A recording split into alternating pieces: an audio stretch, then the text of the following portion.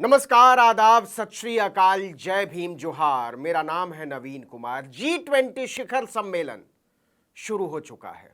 Britain के प्रधानमंत्री ऋषि सुनक भारत पहुंचे और एयरपोर्ट पर लैंड करते ही, भारत की धरती पर कदम रखते ही उन्होंने नरेंद्र मोदी और भारतीय जनता पार्टी के हिंदुत्व को करीने से धो दिया। भारतीय लोकतंत्र के सामने आईना रख दिया कि अपनी सूरत देखो, अपने लोकतंत्र को समझो और देखो कि तुमने क्या बना दिया है। यह बात मैं क्यों कह रहा हूं? बहुत सारे लोग आलोचना कर सकते हैं कि G20 शिखर सम्मेलन के बीच आपको ऐसी बातें नहीं करनी चाहिए, लेकिन जो सच है वो सच है और सच बात कही जानी चाहिए, चाहे इसमें जितना भी जोखिम हो। क्या हुआ? ऋषि सुनक जैसे ही हवाई जहाज से उतरे, केंद्रीय मंत्री अश्विनी चौबे ने उनका स्वागत किया। और स्वागत कैसे किया? जय सिया राम के नारे से।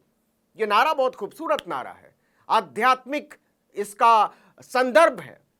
लेकिन यह बात मैं क्यों कह रहा हूं जोर देकर कि जय सिया राम के नारे से स्वागत किया गया, रुद्राक्ष की माला दी गई, उन्हें हनुमान चालीसा भेंट की गई, श्रीमद् भागवत दी गई, इसमें कोई बुराई नहीं है।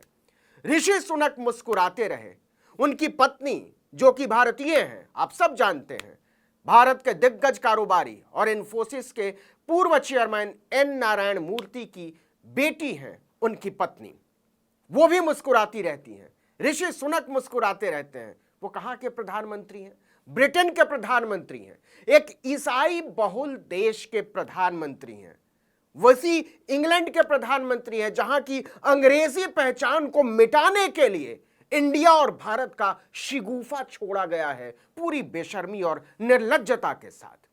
लेकिन मैं इस पर बात नहीं करना चाहता। मैं बात करना चाहता हूं कि कैसे ऋषि सुनक ने नरेंद्र मोदी और भारतीय जनता पार्टी के हिंदुत्व नरेटिव को धोया है, उसको नीचा दिखाया है, उसको आईना दिखाया है। नीचा दिखाना भी नहीं, आईना दिखाया है।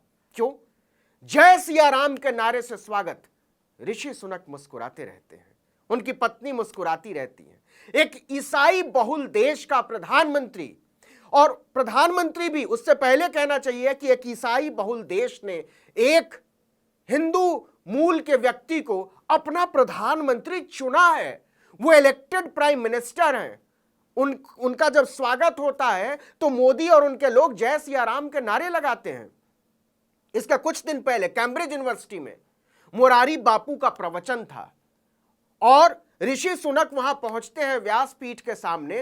वो खुद जय सिया राम कहते हैं और वो कहते हैं कि मैं यहां एक प्रधानमंत्री के तौर पर नहीं, मैं एक हिंदू के तौर पर आया हूं और ये मेरी एक पहचान है। मैं ब्रिटिश प्रधानमंत्री हूं, ब्रिटेन का नागरिक हूं, इस पर गर्व है, और मैं हिंदू हूं, इस पर भी मुझे गर्व है। जय Siya Ram. It is truly an honor and a pleasure to be here today. Bapu, I'm here today not as Prime Minister, but as a Hindu. और भारत में उनका स्वागत जय सिया राम से नारे से होता है। उन्होंने इसलिए मोदी के आइडिया ऑफ हिंदुत्व को नीचा दिखाया है, मोदी के आइडिया ऑफ डेमोक्रेसी को नीचा दिखाया है, भारतीय जनता पार्टी के आइडिया ऑफ इंडिया को आईना दिखाया है।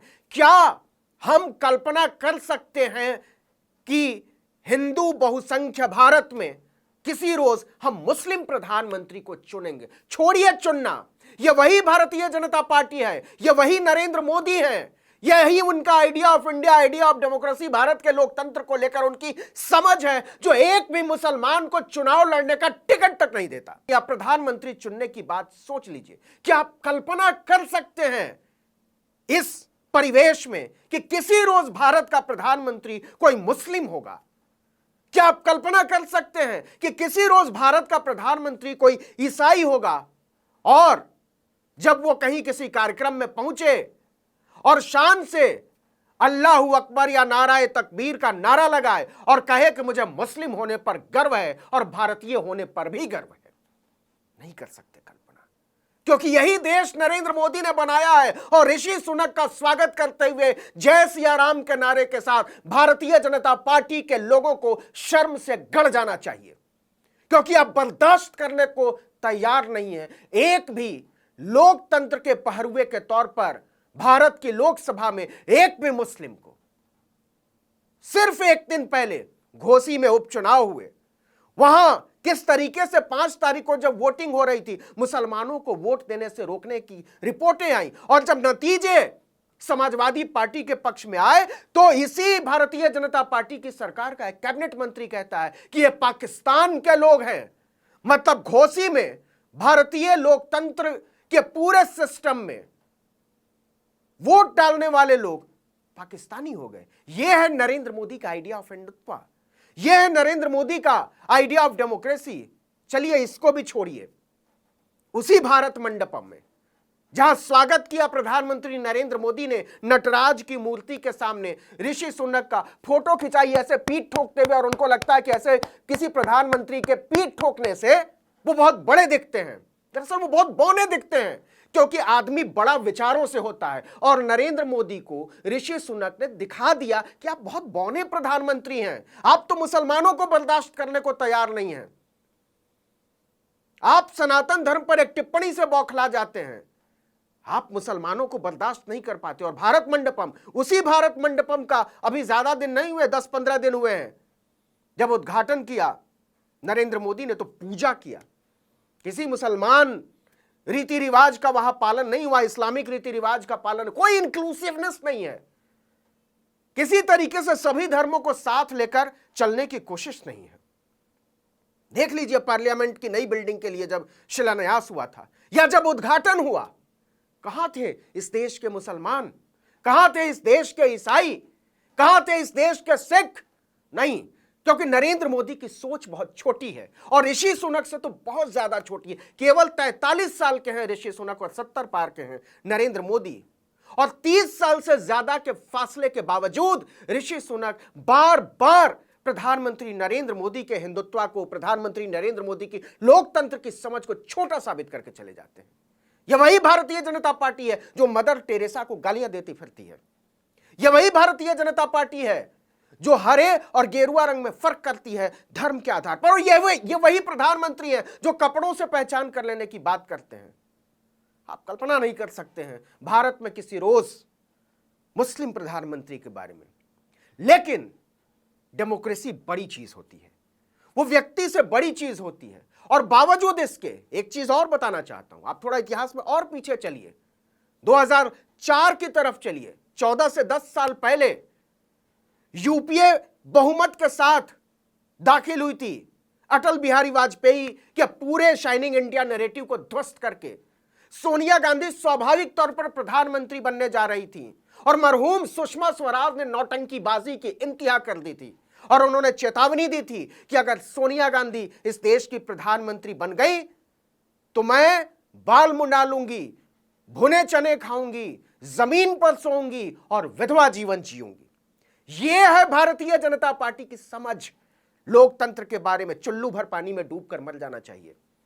ऋषि सुनक के लिए जिस तरीके से स्वागत करते हुए आप खुशी महसूस करते हैं, आप उसके लायक नहीं हैं, क्योंकि आप नीचा दिखाते हैं मुसलमानों को, इस देश के ईसाइयों को। भारतीय जनता पार्टी का इतिहास है चर्च तोड़ने का। मणिपुर को देख लीजिए, क्या हालात हैं वहां।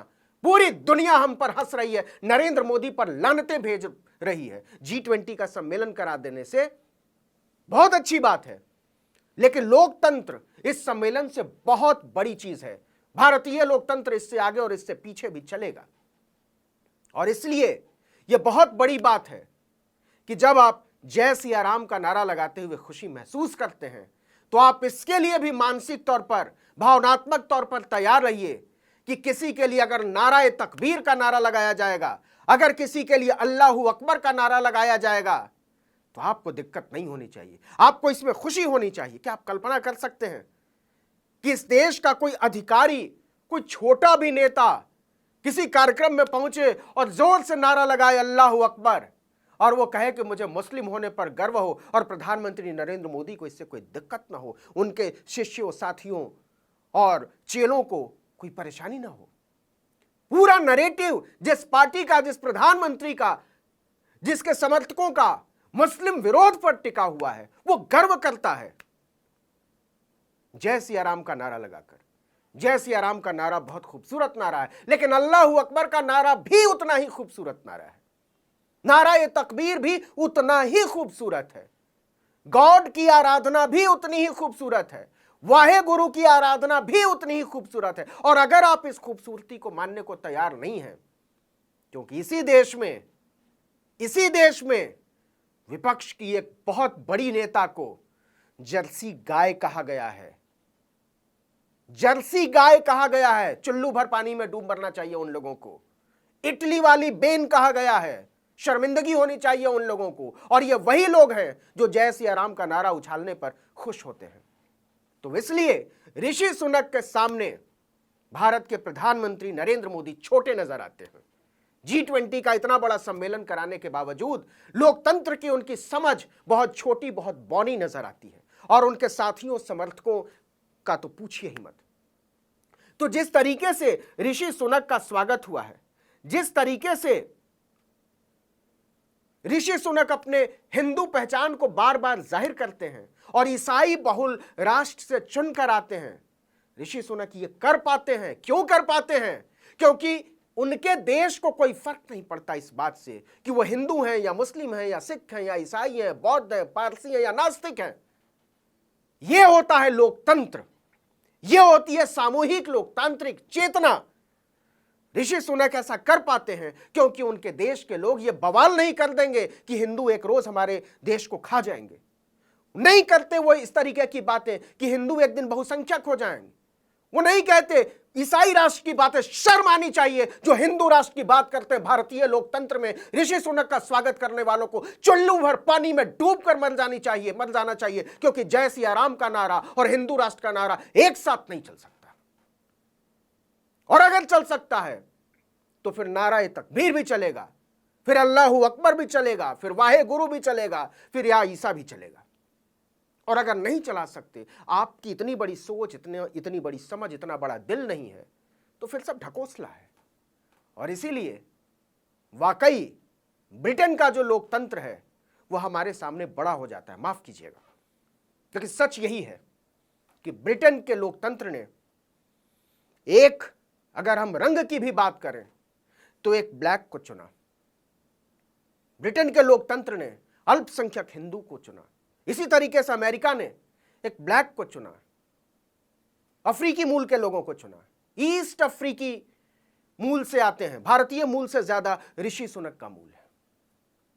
तो जरा सोचिएगा कि क्या नरेंद्र मोदी, उनके लोग, भारतीय जनता पार्टी के लोग, संघ के लोग किसी दिन मुस्लिम प्रधानमंत्री को चुनने को, उसे सुनने को तैयार होंगे? और अगर नहीं तैयार होंगे तो फिर ढकोसलों को सिर्फ ढकोसला कहा जाएगा। क्योंकि यह तो नहीं चल सकता कि अगर किसी विपक्ष के नेता को, किसी बड़ी नेता को आप उनके रंग और उनके जन्म के देश के आधार पर जर्सी गाय कहें और ऋषि सुनक को जय सिया राम कहें, मदर टेरेसा के नाम से नफरत करें और ऋषि सुनक के नाम पर गर्व करें। ये दोनों चीज़ें एक साथ नहीं चल सकती। अगर मुझसे पूछेंगे तो मुझे तो सारे नारे अच्छे लगते हैं, क्योंकि लोहिया कहते थे हजारों फूलों को खिलने दो, और जब वो फूल कहते थे तो वो हजारों विचार कहते थे, हर तरह के धर्म कहते थे, हर तरह की जाति कहते थे, हर तरह की भाषा कहते थे, हर तरह के विचार कहते थे।